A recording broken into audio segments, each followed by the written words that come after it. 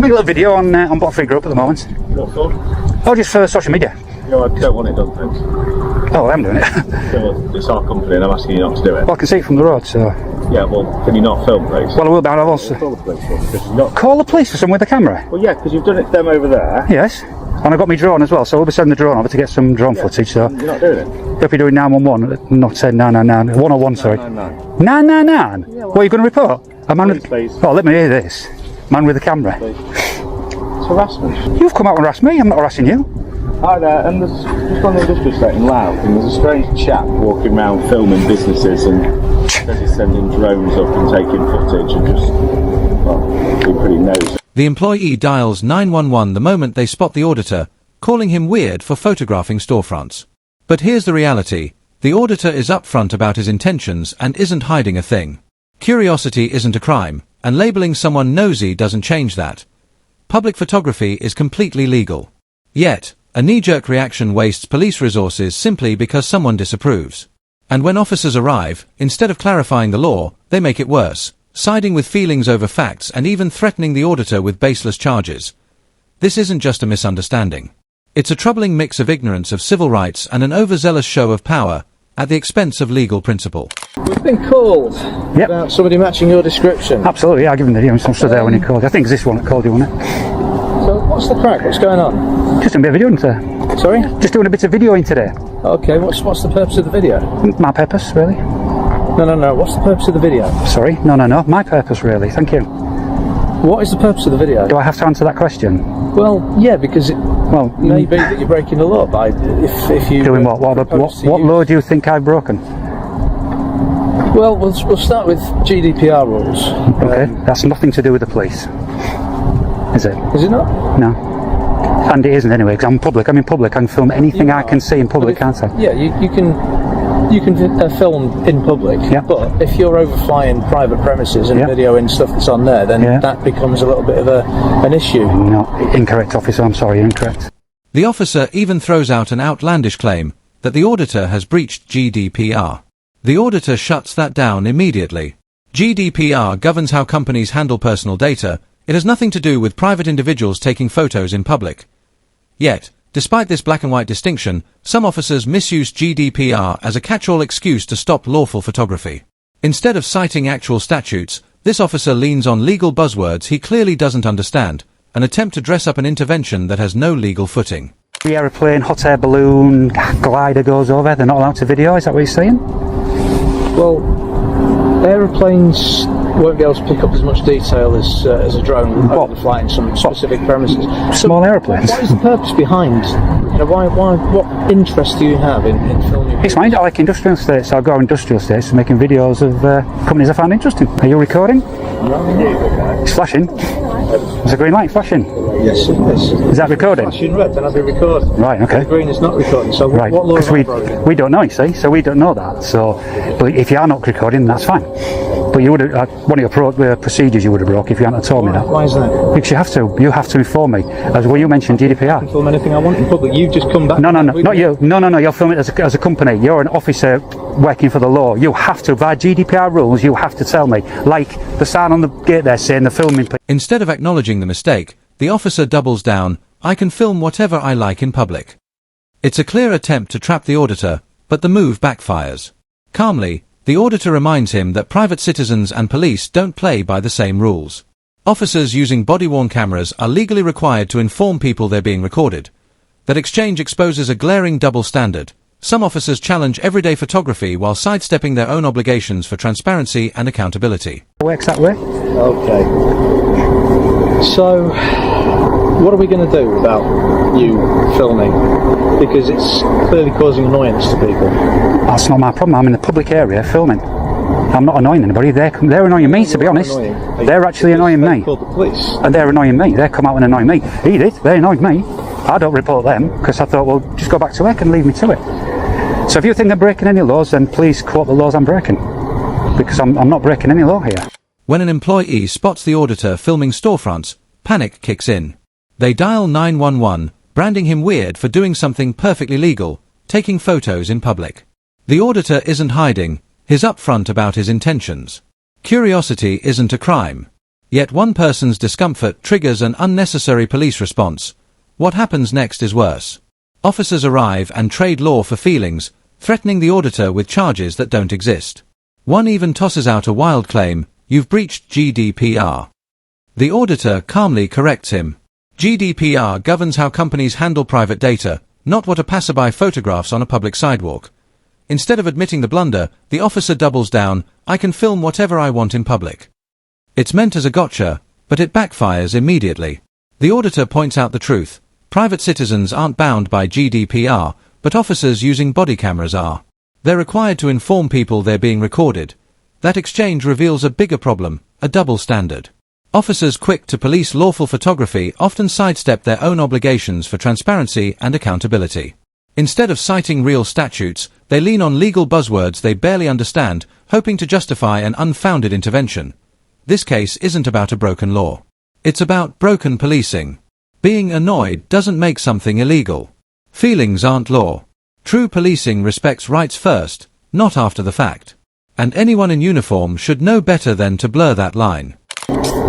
You seem a bit annoyed and that you can't get me on anything. That's wrong, isn't it, surely? It's not the fact that I can't get you on anything, it's just that if you are causing somebody enough annoyance, and they're worried about people's private details being published on the internet and what have you, because there are certain things that are visible from up to your drone camera.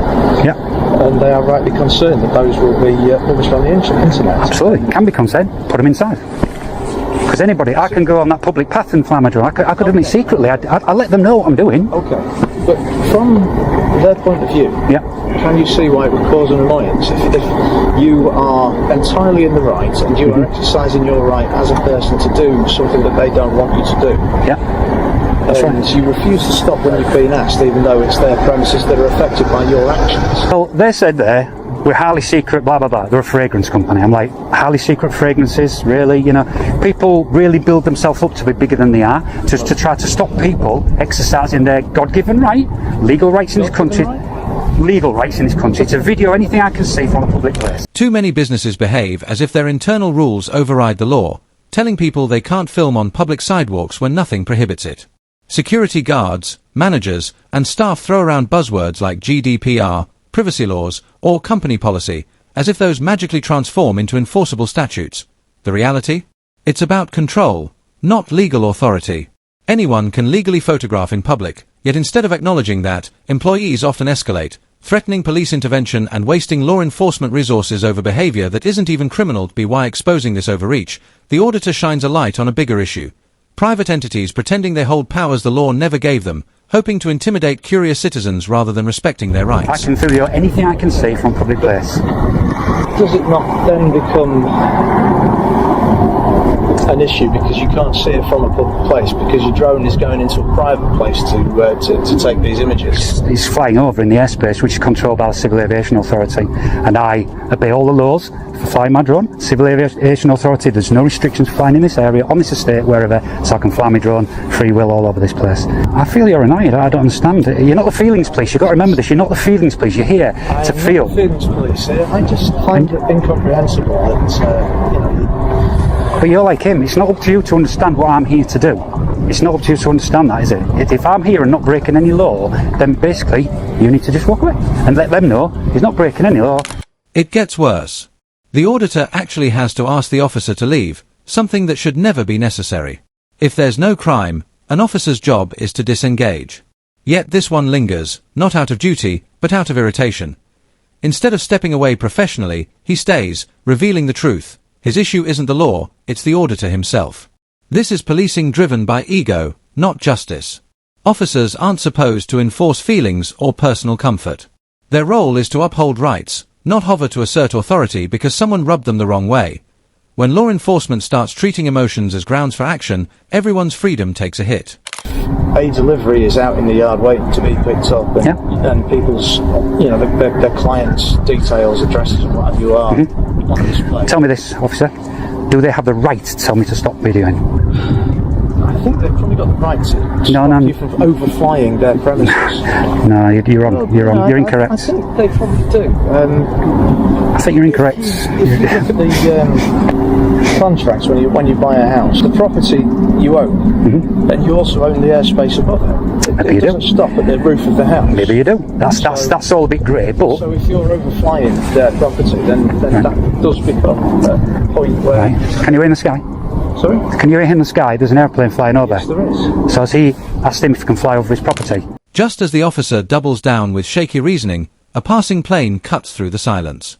The auditor looks up and asks, do they need the landowner's permission to fly overhead? The question lands like a hammer. The officer has no answer, because airspace isn't private property. Aircraft, and even legally operated drones, don't need a business's blessing to cross the sky. With that single sharp comparison, the auditor dismantles the entire argument. It exposes the absurdity of claiming control over lawful photography when even the skies above remain free. See, what he's saying is a bit silly. I understand what he's saying. People kind of have this thing, they do own some of it. Can your drone fly 20,000 I think obviously if they don't want you flying over, like next to their businesses where there's information shown and things like that, I think they're polite, so politely have to stop. Obviously I appreciate you've said it's escalated. If they'd like you to stop, then just want to keep things, But what about my thing? So what about me? I've come here to make videos and I want to make the video, so what about my thing? Okay, What about respect for me? Just please not get any kind of private information involved in that. Well, that's not on me though, that's on them. You can't, if they've left private information out. If you do publish these videos online, Yep. can you make sure that the information is unreadable? I'll do my best if I think it's confidential, but you can't see anything. I'm 30, 40, 50 metres up. I can't even make faces out, you know what I mean? And everybody goes mad about it. It's ridiculous. When a company truly values confidentiality, it secures sensitive documents, not leaves them in plain sight. Blaming someone for filming what's already visible to the public shifts responsibility in the wrong direction. The auditor drives this point home by explaining his drone is hovering 30 to 50 metres up, far too high to capture faces or private paperwork. Faced with this clear explanation, the officers retreat into what IFS and emotional arguments, never citing an actual law. Their reliance on hypotheticals doesn't protect privacy. It proves they had no legal footing to intervene in the first place. I don't get that information out, I'm sorry. Do I need to? Think carefully what you're going to say next. I know there's one answer to this and the answer begins with N. So the answer begins with N. N for... No. When I said do I need to? Well... No, there's not a well, there's no buts to it. It's either a yes or a no. It's open to interpretation. It depends, because if I feel that you've been involved in ASP, then yes you do. ASP? The Police Reform Act. What's ASP? Antisocial behaviour. Antisocial behaviour? Yes. The auditor asks a simple question, do I have to give you my name? The officer's response is stunning, it depends. If I feel you've been involved in antisocial behaviour, then yes. That phrase, if I feel, speaks volumes. Laws aren't built on feelings. They're grounded in facts and evidence. Under Section 50 of the Police Reform Act 2002, an officer can only demand your name when there's actual proof of antisocial conduct. Not on a whim to be why hiding behind if I feel, the officer exposes how dangerously subjective this approach is. Policing should never hinge on emotions. It must rest on clear, objective legal standards. I think you'll be on a lawsuit against you if you arrested me for antisocial behaviour, for a man with a camera, then I think you'll be into a... Suggesting that having I will take you to court. I will take you to court for that. Suggesting, however, that you've been involved in an altercation, either one side or the other, and if I decide that that constitutes antisocial behaviour, then I can require you to provide me with your name and address details. You can, if you think I've committed a crime. But do you think I've committed a crime? Been involved in ASP? No, if you think I've committed a crime, you can ask been me. Involved in ASP, that's how it works. If you think I've committed a crime, if you think, that's right, you're thinking I've been involved in ASP, which is a crime, isn't it? So if you think I've committed a crime... isn't necessarily a crime, but one of the police powers that we have is to request the information from somebody who's been involved in ASP. Right. So you've been involved in an argument because you've refused to comply with somebody else's wishes. Feelings police again, we're back to the feelings police. This exposes a dangerous misuse of antisocial behaviour laws as a tool to strong-arm compliance. Refusing to obey an unlawful demand isn't antisocial, it's exercising your rights. If mere refusal counted as a crime, every disagreement could land someone in handcuffs, which is absurd. These statutes exist to curb genuine threats, harassment, intimidation, or truly disruptive acts, not to punish lawful, peaceful behaviour. By twisting vague definitions to match personal discomfort, the officer demonstrates a troubling lack of training and legal understanding. Instead of safeguarding rights, They weaponize ambiguity to justify an intervention that never had a lawful basis. It's not hot feelings, police. You know that there has been a confrontation between you and somebody else. Right. Okay. Okay. And that to me is antisocial behaviour. From his side, correct, yeah. Okay. So Go get their name and address and all We'll be information. going over there in a minute. It's not antisocial behaviour, it's Would rubbish. you like us to provide your details? Obviously, you've said there's been a crime of public order because they've shouted and sworn at you. You don't want to make a complaint. Would you like to provide your details to go on the crime report? At this time, no. If I get home and I feel that I do need to, when I watch the video back and I do feel that it was bad enough, Can I then give you the instant number then? Just to yes, please, absolutely, give me the instant. Yeah, If definitely. you'd like to provide your details. Yep. So I'll let that down. It is. Right, but you won't be getting my name because if I did it anonymously. So if you're thinking I'm going to do that, so you get my name. No. It's just obviously if you want to provide your details.